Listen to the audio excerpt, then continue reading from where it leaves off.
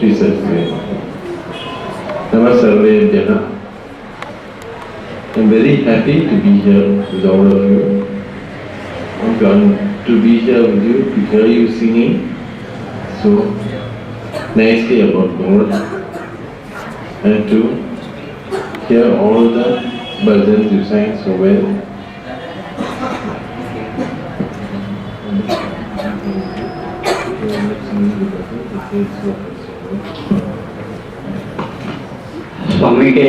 સ્વામીજી કહે છે કે એ તમને જોઈને બહુ ખુશ થયા છે અને તમારો જે પ્રાર્થના અને ભજન સાંભળીને અમને ઘણો આનંદ થયો છે અને તે એમના માટે તમને અભિનંદન આપે છે.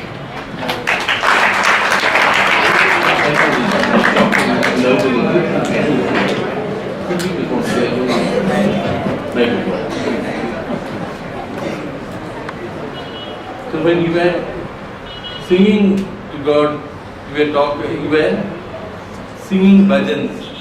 Do you know the meaning of the bhajans? Swamiji પૂછે છે કે તમે જ્યારે પ્રાર્થના કરતા હતા, તમે ભગવાનની જોડે વાતો કરતા હતા, તમને ભજન જે પણ ગાયા એમનો અર્થ તમને ખ્યાલ છે? એનો અર્થ તમને ખબર છે?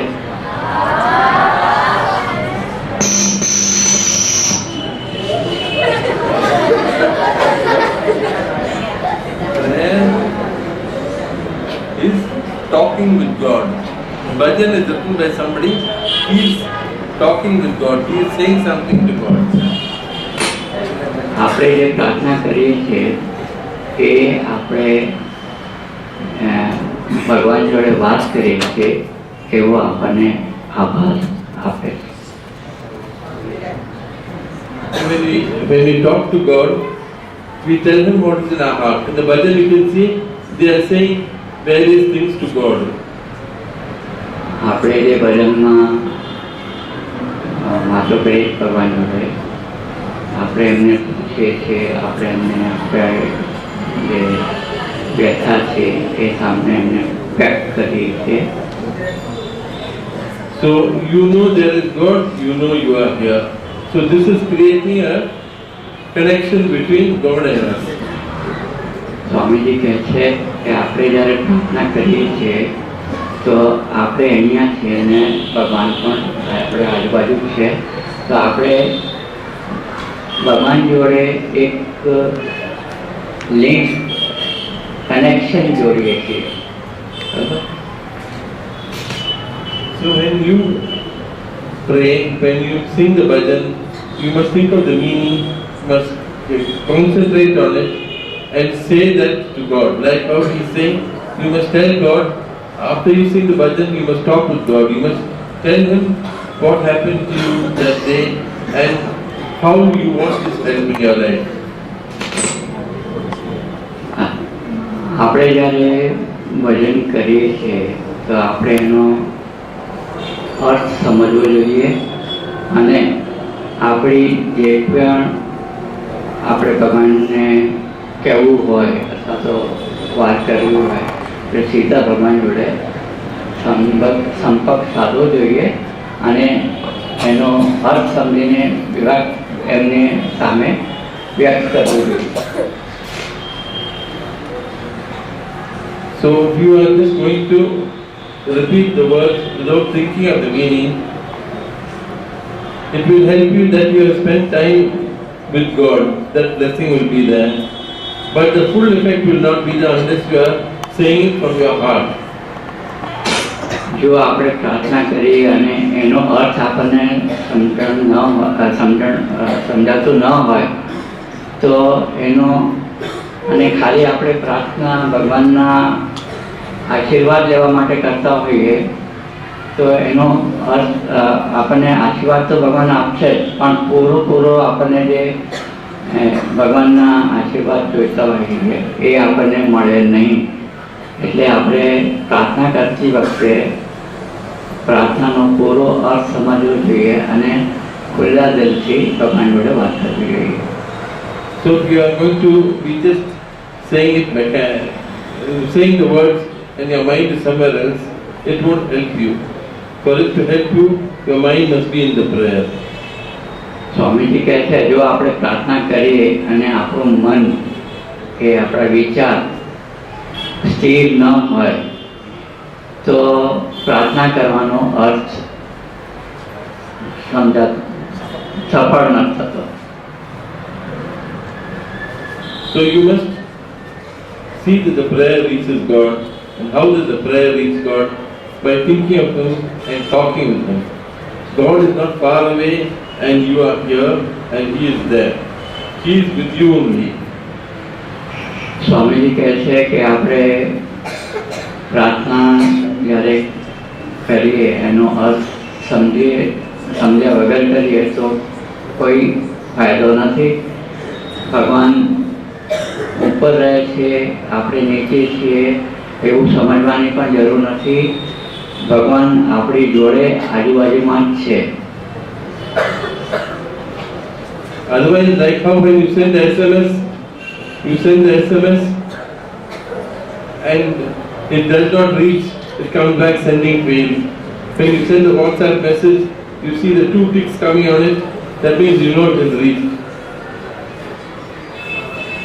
સ્વામીજી કહે છે કે આપણે જ્યારે SMS કરીએ છીએ તો સામેવાળાને મેસેજ મળે તો આપણા ફોનમાં અથવા તો મોબાઈલ ફોનમાં એનો રિપ્લાય આપણને મળે છે કે એમને મેસેજ મળ્યો અને એક મેસેજ એમણે વાંચ્યો. So you must see that your message to God is reaching Him, and that is with a heart full of bhakti. આપણે જે મેસેજ વ્યક્ત કરવો હોય એ આપણે સીધો એમની જોડે વ્યક્ત કરવાનું અને આપણે જોવાનું કે એ આપણો જે મેસેજ છે એ એમને સુધી પહોંચે અને એ આપણો મેસેજ સાથે એનો આપણને જવાબ મળે છે એવો આપણને આભાર થવો જોઈએ. Full bhakti we must believe. હા, અને આપણે જ્યારે પણ પ્રાર્થના કરીએ તો પૂરા મન હૃદય ભક્તિથી કરવું જોઈએ. So I will teach a small prayer to Krishna, very easy to say, and asking Him to look after us. Because Krishna has to look after us. Swamiji કહે છે આપણે બહુ સાદી અને સિમ્પલ પ્રાર્થના ભગવાન કૃષ્ણને કરીશું અને કૃષ્ણ આપણો સાથ આપશે. Did you all learn? You all say, huh? Krishna Krishna Mahayogi Bhaktanam Abhayam Karaha Govinda Paramananda Sarvam Me Vashamanayaha. The meaning is, Krishna Krishna Mahayogi. Meaning is Krishna Krishna Mahayogi. That everybody knows. Meaning सबको जानते हैं. Bhaktanam Abhayam Karaha. अभय सबको भगवान अभय देते हैं. આશીર્વાદ આપે ભગવાન. अभय ભગવાન બધાને આશીર્વાદ આપે. गोविंद परमानंद meaning is easy.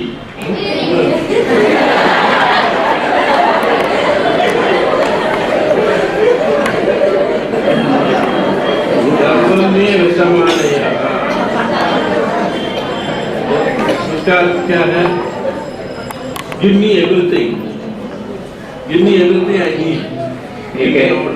સ્વામીજી કહે છે કે આપણે ભગવાન પરમાનંદને વિનંતી કરીએ છીએ કે એ આપણે અમારે જે જોઈતું હોય એ બધું અમને આપે. So again we say Krishna Krishna Mahayogi Bhaktanam Abhayam Karaha Govinda Paramananda सर्वमेव समानयः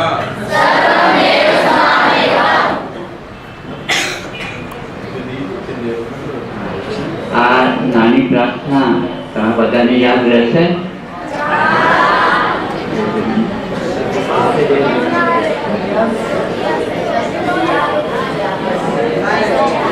So with God's help, asking God to give us everything with His help, we can do anything. We can do anything. Everything that comes in our hands, He will help us to do. ભગવાન આપણને બધું આપશે, આપણે એનાથી જે પણ માંગીશું, પણ એના માટે આપણે તૈયાર હોવું. So there are two things which will come always in our lives. One is good things, the other is pleasant things. Good things are things which will help us in our life. Pleasant things help us but will not be good for us. Which pleasant things are nice, we enjoy it, but it will not help us in our life. બે વસ્તુઓ આપણને મળે છે, એક સારી વસ્તુઓ અને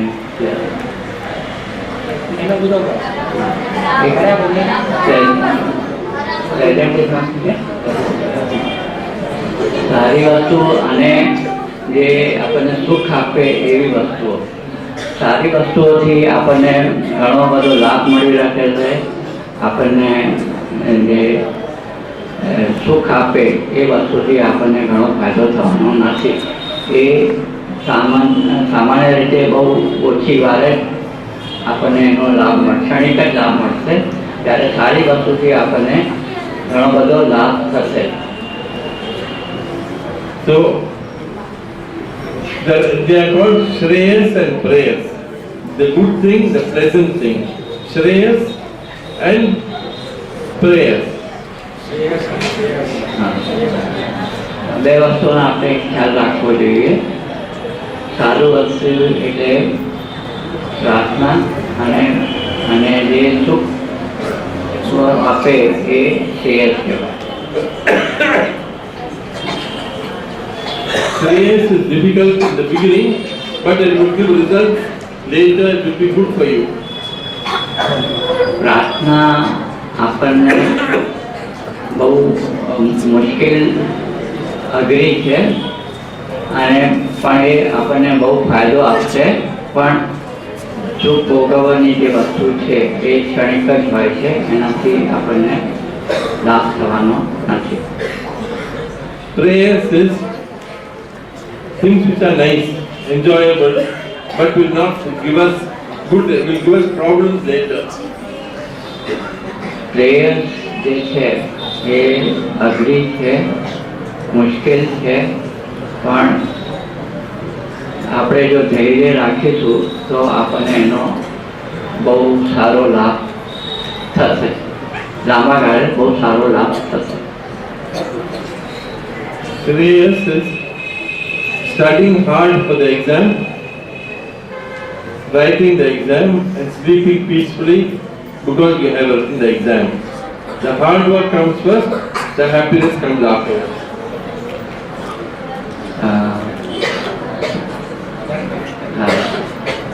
સ્વામીજી એવું કહે છે કે પ્રાર્થના જે અઘરી હોય છે, શરૂઆતમાં આપણને બહુ મહેનત કરાવે છે, આપણે બહુ મહેનત કરીએ છીએ એના માટે, પણ એના લાભ અનેક છે અને એનો લાભ આપણને એકદમ ન મળે, પણ લાંબા સમય પછી ધીમે ધીમે આપણને લાભ દેખાશે. Prayers is doing things which you like watching the cricket match on TV, watching serials, not studying, and just one day before the exam sitting the whole night without sleep, studying, and then worrying whether you are going to pass or not. જે આપણે સુખ ભોગવતી વસ્તુઓ છે, જો આપણે એની તરફ દોરાવશું તો આપણને આનંદ તો મળશે, પણ લાંબા ગાળે એ આપણને તકલીફમાં મૂકે એવો આપણને આભાસ થશે. અને એ આપણને માટે હાનિકારક છે. So if you train yourself to put prayers aside and look at Shreyas, enjoy yourself, have a nice time, but do your duty first and then enjoy yourself. Swamiji એવું કહે છે કે તમે પ્રાર્થના ઉપર વધારે ધ્યાન આપો અને સુખ ભોગવતી વસ્તુ ઉપર ધ્યાન એટલું બધું ના આપતા, તો તમે જે મહેનત કરશો, પ્રાર્થનામાં બહુ મહેનત કરવી પડે છે અને અઘરી હોય છે, તો એનો લાભ જે તમને મળશે એ બહુ સારો રહેશે. જ્યારે શેર જે છે એ ક્ષણિક માટે સમય માટે જ હોય છે અને એનો આપણે લાભ થોડો જોવું જોઈએ, પણ વધારે આપણે ટાઈમ આપણે પ્રાર્થનામાં લાગવો જોઈએ. So this is a habit which if you start now, it will remain with you throughout your life. This habit of discipline coming from yourself, you must choose to be disciplined yourself. That will give you happiness and success in this world. જો આપણે પ્રાર્થનામાં વધારે ધ્યાન આપીશું તો આપણને એનો ફાયદો લાંબા ગાળે થશે અને એટલો આપણે એમાં આનંદથી પ્રાર્થના કરીશું એટલો તમને ફાયદો વધારે દેખાશે. એટલે આપણે પ્રાર્થનામાં વધારે ધ્યાન આપવું જોઈએ, જેથી આપણને આપણે જે પણ ભગવાનથી માંગતા હોઈએ એ આપણને મળે. So you must do it from yourself. The discipline, the hard work must not come from your papa or mama, it must not come from teachers, it must come from you. You must want to have a disciplined life and to do good. પ્રાર્થના તમારે જાતે કરવી જોઈએ. એમાં તમારો જેટલો ભોગ હશે એ પ્રમાણે તમને ફળ મળશે. તમે બીજા ઉપર આધાર કે તમારા પપ્પા મમ્મીનો આધાર એમાં રહેતા નહીં. તમે જેટલો સમય એમના માટે તમે આપશો એનો ફળ, અને એ તમારે અત્યારથી આ ટેવ અત્યારથી કેળવવી જોઈએ કે લાંબા જ્યારે તમે મોટા થાઓ તો તમને કોઈ તકલીફ થાય નહીં અને સીધો તમારો સંપર્ક ભગવાન જોડે થાય. So if you want to live a disciplined life, if you want to do good, and if you pray to God and ask Him to make you do it, to help you to do it, He will come and He will hold your hand and take you on the road to happiness, to success and a peaceful life. પ્રાર્થના અથવા તો આપણે જીવનમાં આપણે શિસ્ત આચરવામાં આવે તો એ આપણને ઘણો ફાયદો આપશે. અને હા, અને એ તમારા હૃદયમાંથી આવી ચેતતા ઉત્પન્ન થવી જોઈએ અને એ હંમેશા જો તમે ચેતનાનું પાલન કરશો તો તમને ઘણો બધો ફાયદો થશે. Like how you are singing the bhajan from your heart, like that, you must live your life also like that, in such a way that God will be happy with you. Then He will look after you and give you all that you need. આપણે જો હૃદયથી ગમે તે ભગવાનથી માંગશું અને એના માટે આપણે જેટલો પણ સમય ફાળવશું તો એ આપણને હંમેશા લાભદાયી રહેશે અને હંમેશા આપણને ભગવાન કાયમ આપણને જ્યારે પણ એની મદદ જોઈતી હશે તો આપણને એ મદદ કરશે. પણ આ બધી વસ્તુઓ તમારા હૃદયથી કરવી જોઈએ જો તમારે સારો લાભ જોઈતો હોય તો. નારાયણ નારાયણ નારાયણ નારાયણ નારાયણ. એક વાર બધા